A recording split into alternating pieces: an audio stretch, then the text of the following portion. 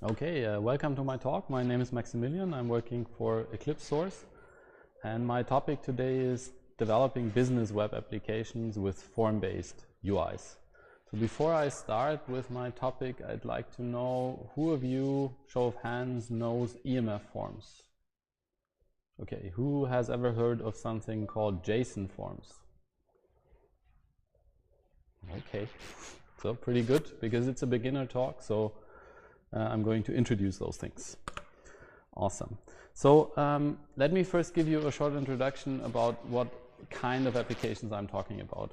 In many of those business web applications and business applications probably in general, it is about editing and entering data.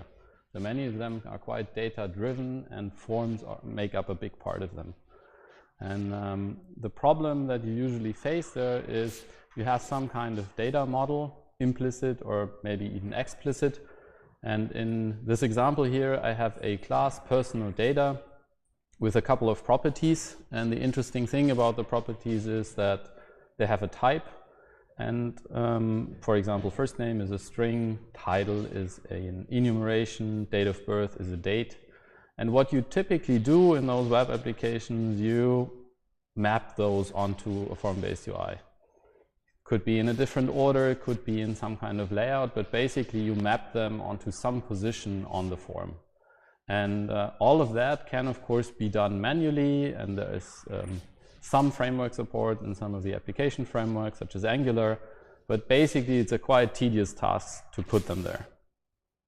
And the idea that I want to introduce today is how about having a declarative data and UI definition for those form-based UIs.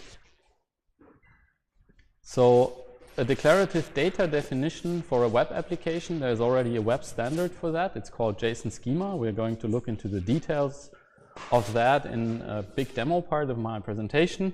For now, it is something like a class diagram that describes the data that you have, what kind of property it has, what the type of this properties is, what restrictions you might have on the property, like a certain length, min length or max length that you need to have. Then to that JSON schema, we add something that is called a UI schema. And that UI schema now adds to the pure data information, the information, how is that rendered as a form? So how do you create a form from that? And if you have that information, then you can create a user interface from that. And this creation of the user interface is not a manual step anymore, it's automatic. And this is done by what we call a renderer set. So a renderer set takes a bunch of things from the UI schema and produces a form for that. So how does that work in detail? There is two basic concepts that are very important to understand about this. And the first one is declarative data binding. So what do I mean by that? If we have the JSON schema again, the UI schema, and then the rendered user interface.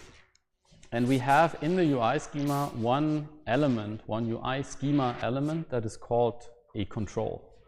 And the control is something that binds to, for the sake of simplicity now, one property, potentially multiple properties, of the JSON schema. So this control here binds to the first name of the JSON schema.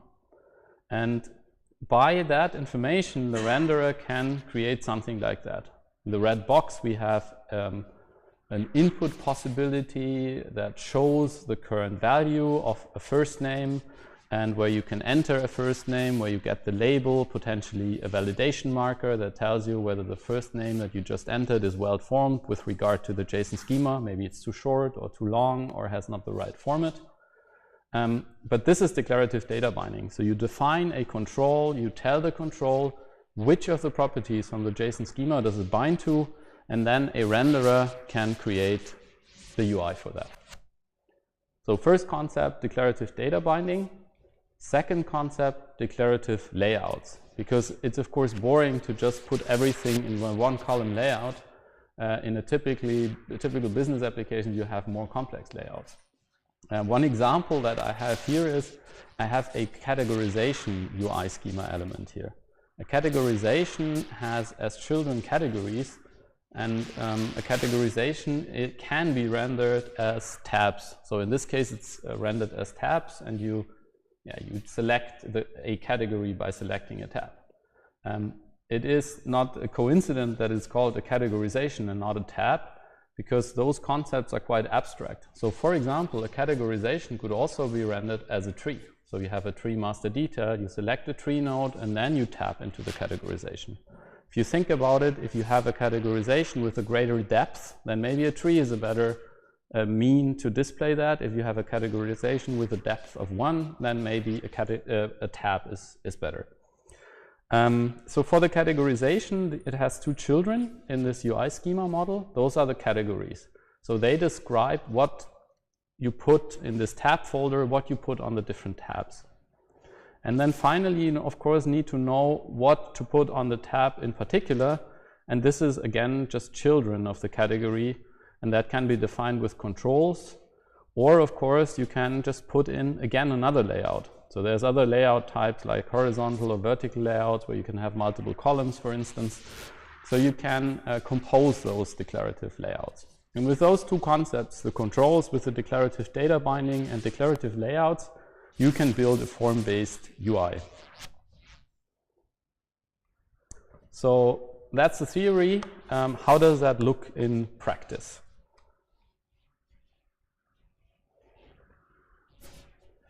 I have an Eclipse instance here, and in the Eclipse instance I have a seed project. So for the framework that we're looking at is called JSON Forms. It implements this declarative UI definition of forms, and it works with JSON Schema.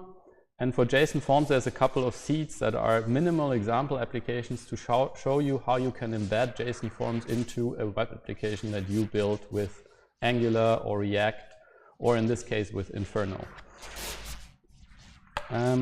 If we look at that application, it has a source folder, and in that source folder there is an index.js. The index.js is pretty boring. It just renders something with an app tag, and that's the actual application component. And the application component is more interesting. It returns much more HTML, this whole div here, with some kind of header and logo. We will see how it renders in a second, with a text welcoming you, then with bound data, and then something from the properties. That is the actual, will be the actual data. Just for visualization, we will use that so that you can see that the form is already bound against actual data. And most interestingly, this tag here, because this tag will render the entire form. This is the rendering instruction to JSON Forms. Put a form here, use the following schema, use the following UI schema, and use the data from the current state. So without further ado, I'm just going to launch that. Resolution is super minimal.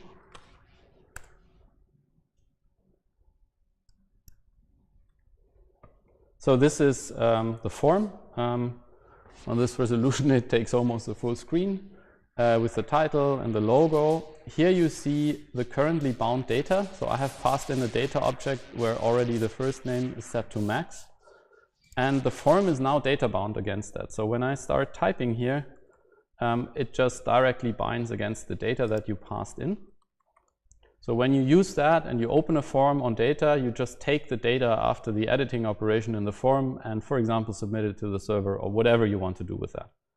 And you can enter all the values here. Of course, there's different widgets for the different types of data that you could have. So enumerations and the like.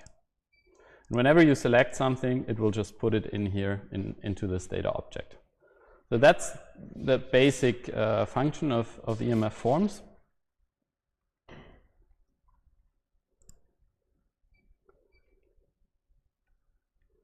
So let's go on to the more typical features and explore the whole framework piece by piece by looking at typical features that you need for a business application. And the first one is probably validation. So you need to be able to directly give the user feedback. This is a valid value that you can enter, and this is an invalid one. And of course, there is some things that are already given by the type of input. So in a date field, you will not be able to put in a string, obvious. But even if you have those typed input fields, you still want to restrict things. For example, you might want to restrict the first name to something between 3 and 20 chars. So before we do that, let us have a look at the actual schema, at this JSON schema. This is the JSON schema definition that was used to render the application that you just saw. So what it says is basically this thing is an object and it has the following properties. There's a first name property, type string, last name type string, age type integer, a gender, which is a string, but it's an enumeration, so it can only take 2 different values. Height, date of birth, which is formatted as a date. We have a rating, we have a boolean, and here we have something interesting. Of course, you can't just have flat objects, you can also have nested objects. So in this case, we have an address property, which again is an object, which consists of the typical things for an address, like street, street number, postal code, and city. So you can build complex objects with that JSON schema. Now, what I wanted to do is, I want to add a restriction on the first name. And the first thing that I'm going to add is that the minimum length of the first name should be 3.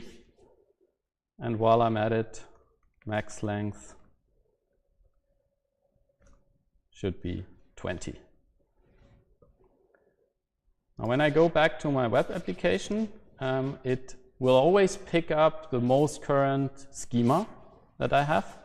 And if I delete 1 char of max now I'm under the limit and I get the validation marker. So what happens here in the background is for JSON schema, since it's a standard, there's a plethora of different available validators for JavaScript, for TypeScript, also for other languages. Now what JSON Forms does is it just runs that validator, gets back the validation results, and puts them back onto the form to the respective control, because the control knows which property it is responsible for and therefore knows, oh, this validation constraint is on a property that I'm displaying, so I'll display this message. And when I now enter something that is too long, it will also show this validation message. So by that, by just annotating or adding restrictions to your UI schema, to your JSON schema, you get validation in those forms without having to program. There is, of course, cases where you need to program something. So you can, of course, add validators to the framework, but many of the typical use cases can just be handled by adding some of those validation constraints. You can, of course, also just change the schema. So as a very simple example, in case you wanted one more enumeration value in the gender enumeration, you just put it in. And now I have one more value here. So it's very simple with that, just to enhance your application with new things as well. How would the restrictions work when you are programming? Let's say if you're programming something that you have a restriction also written down, then JSON, you always, everything that you program has always a higher priority than what you say, or there will be problems when you are trying to validate something and you're writing it. No. You have to program Yeah. something and you want to validate against that, but you, for example, forgot to remove the requirements of the JSON. Is there like a priority? Which ones, There can be multiple validation so there can be multiple violations on the same field. So they're all taken into account equally. But of course, there's a priority indirectly by who hits first. So the ones from the schema hit first, and then the ones from the validators.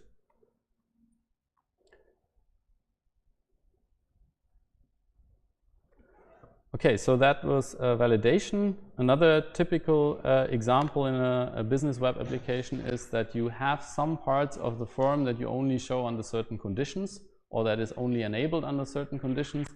So I have here an example where in our user, which could be a visitor of the conference, there is a checkbox, so a Boolean committer, which tells us is it a committer of a project or not, because every committer will get a t-shirt, and therefore we would need a shipping address for the committer.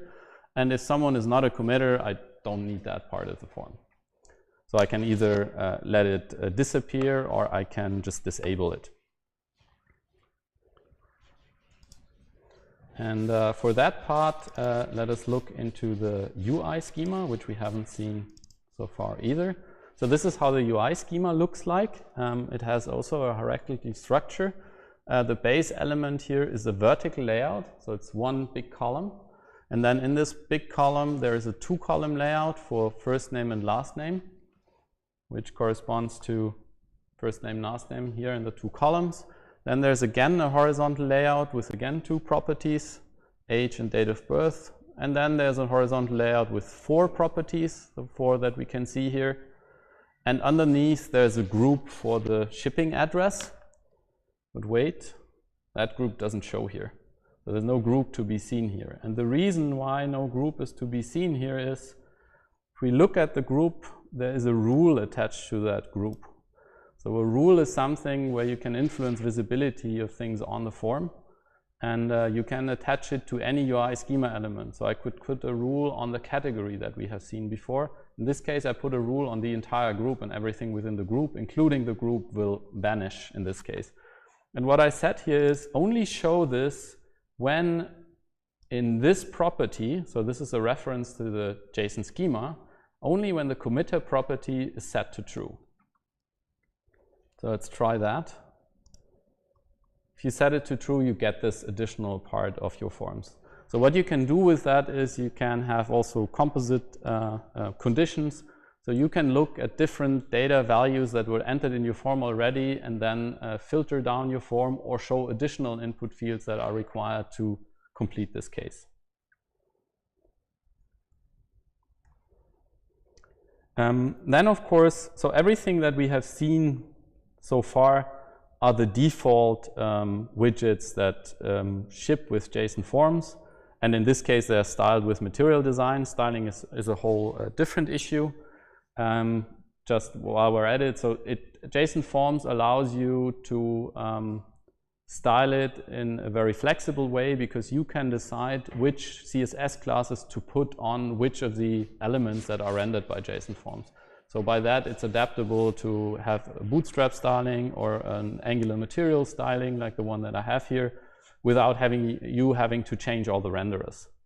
And coming back to the custom renderers, the idea of the custom renderers is, maybe I don't want this control to be rendered for a certain property. Maybe I need something very specific. And from my experience in business web applications, there is these 10% of cases where just none of those controls is good enough for what you're doing. You want something more specific. And you can do that with a custom renderer. So the example that I have here at hand, we have a rating here. And the rating is an integer, and you can enter an integer, but mostly you want to enter rating, for example, as a stripe of stars, and you just pick the number of stars you would like to have, and that's your rating. You don't even need a label for that. So if you wanted to do something like that, you can have a custom renderer. So how does that look like?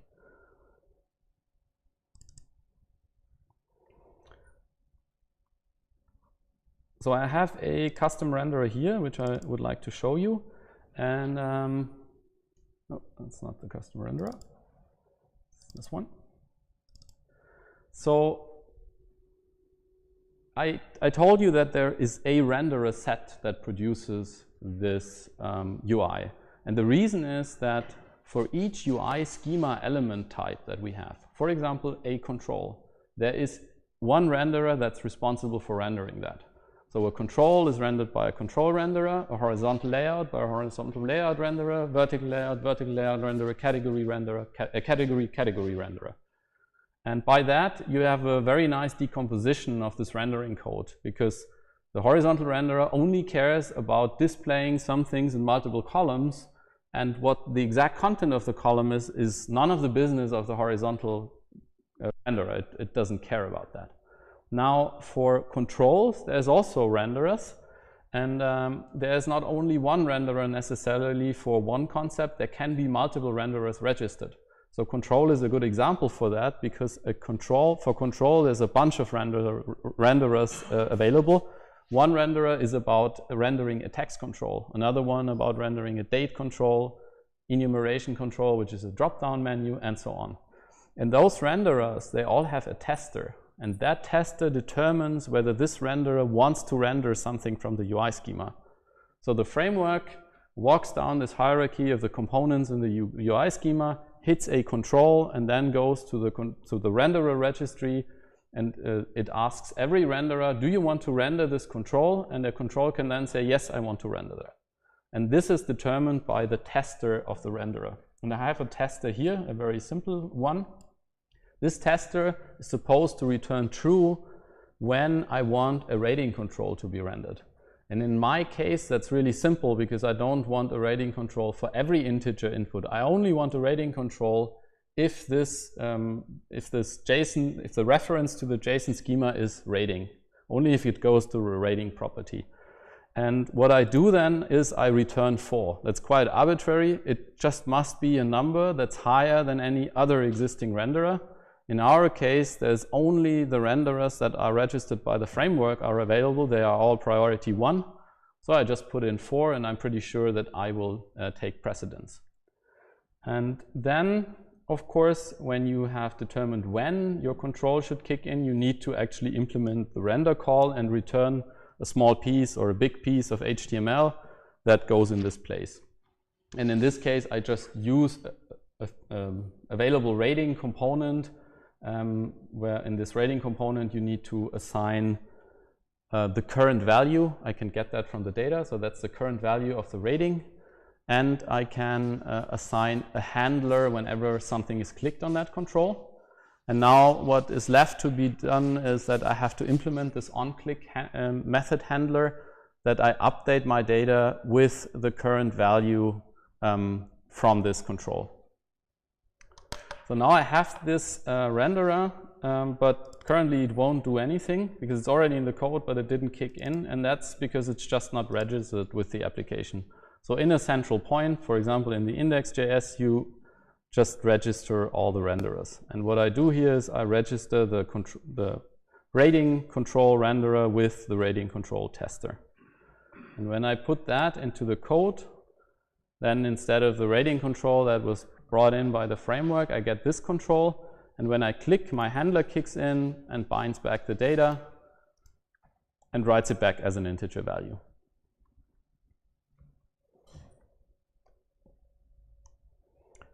Okay, so everything that I showed so far was only about JSON Forms. So how does that relate to Eclipse at all?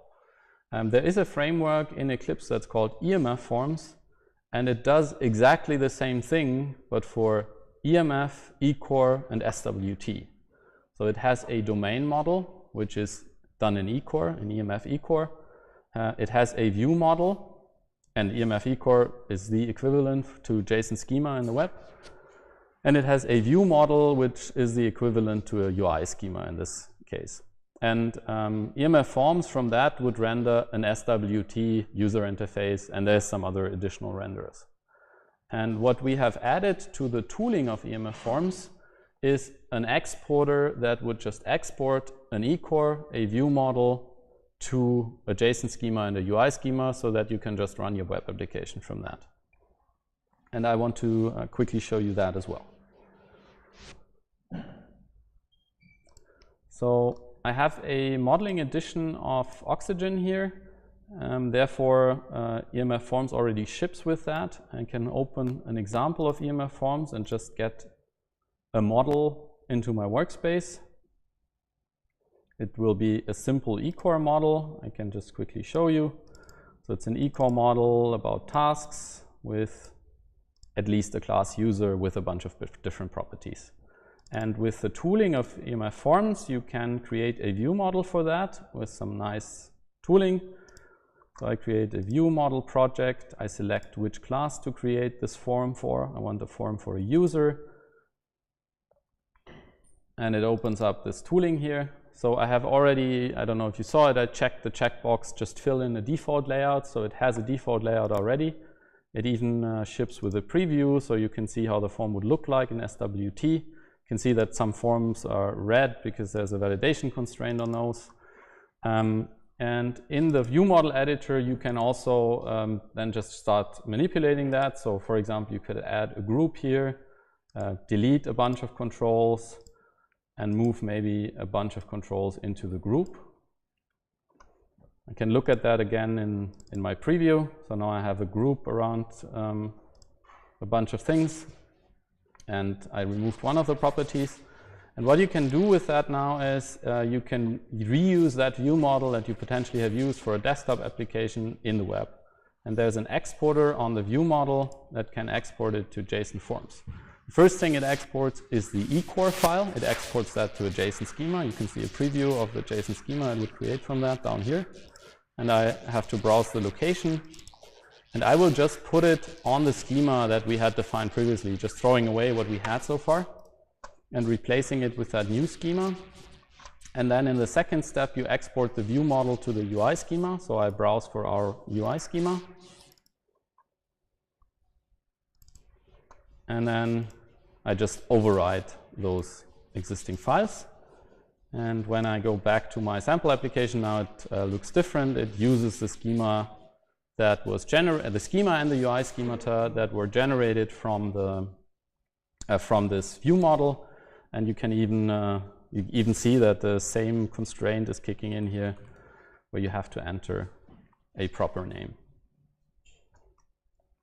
So there's two use cases for that. Either many people have in the background Java application, so they might want to use eCore to define the data for that backend in Java.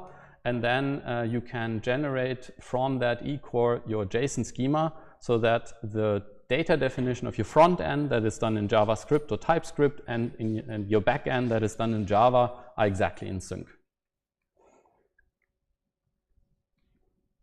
One word about JSON Forms. So what I've introduced now is the current beta version of JSON Forms 2 that we are currently developing on. There is JSON Forms 1.x where we still do the maintenance. And the difference between those two is maybe quite interesting. So with JSON Forms 1.x, we had used AngularJS 1.x, and we had built it on that.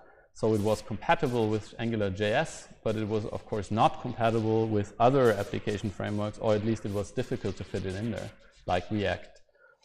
And the custom renderers were based on Angular directives. Now with JSON Forms 2.x, we switched to a different implementation technology. We are now using web components, so we are one level lower and we are not dependent anymore on the application framework. So we know that it's compatible with AngularJS, Angular 2, React, but there's no reason why it should not be compatible with another application framework. And the good thing is you can just reuse, it's exactly the same JSON schema and UI schema that you had in 1.x. You can just run with 2.x if you want to upgrade.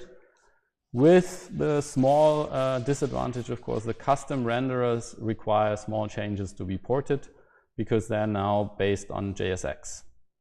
Usually that effort, we've done it a couple of times now already, is quite small because it doesn't change something on your HTML code, it just changes the wrapper. Currently, as I said, this is a beta version. It will release in January. We are already using it in our customer projects. So yeah. Maybe a final word on when would you use that, right? If you have a website with a support request form with 4 fields, this is total overkill, of course, right? You don't want to use such a technology in those kinds of scenarios. But when you have a large domain model or many views on that model, when you have frequent domain model changes, so people that update the domain model, then you need to update your forms. If you want to achieve a quite homogeneous UI, because everything is influenced by the renderer, if you exchange the renderer for all integers will be rendered that way if you wanted to. If you want to get some kind of UI technology independence, it's a great choice because you can, for example, single source a desktop and a web application based on the same information. And finally, from a more practical perspective, it allows you to very quickly create a first sketch of an application that you can show an internal or external customer and can involve them quite well in how this application will look like in the end. Basically, there's two project websites.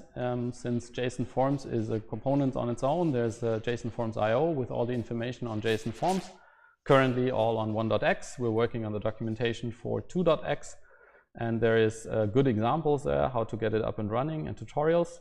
And there is a website for EMF Forms hosted at eclipse.org with very good documentation, in my opinion, as well. And if you're interested on that topic, I think I'm pretty good in time, so we will have some time for questions. If you want to know more, I will be on the conference, and there's also a BOF on JSON Forms today in the evening here at 6:30.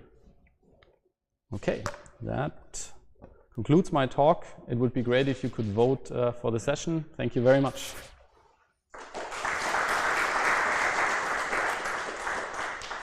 So is there any questions on your side? Go ahead. What the server side look like in JSON Forms? There is no server side. So there is a server side, but it's an HTTP server. So there is no, it doesn't need a back end with code that actually runs. So when you write an application and you want to have a back end, you're fully free to choose whatever you want. You just integrate it into the front end. Can we use, of course, the validation definition from my server? Sure, yeah. So a typical way to set that up is what I said before. People have a Java backend, they have a JavaScript, TypeScript front end, and in that front end there's a lot of forms. So you put in JSON Forms to take care of that forms. Now JSON Forms needs the UI schema and the schema.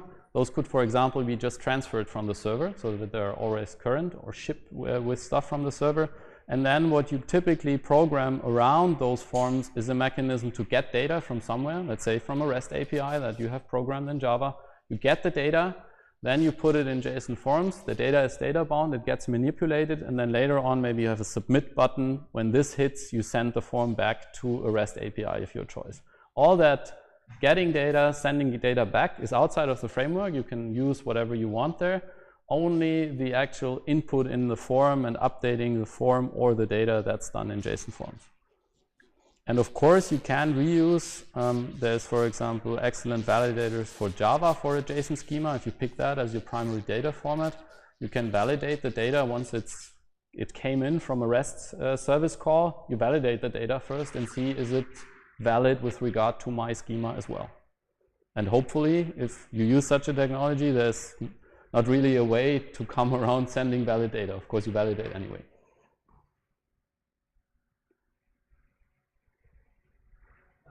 You first want to convert an EMF form to a JSON form Mm-hmm. from the UI. Can we automate that and do not have sync all the time or don't have time?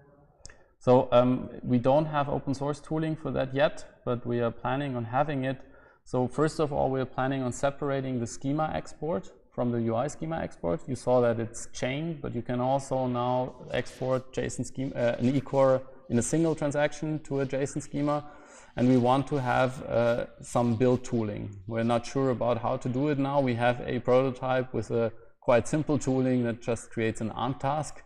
And whenever you change the eCore, it would, in your local workspace, regenerate it, but maybe optimally it can just run on the build server. So there's nothing open available yet, but it's definitely possible, and we've tried that. So the way we run it now is we have this ARM task, and it updates it in place, and the developer that changed the eCore then also gets the change on the workspace in the JSON schema and checks it in as well.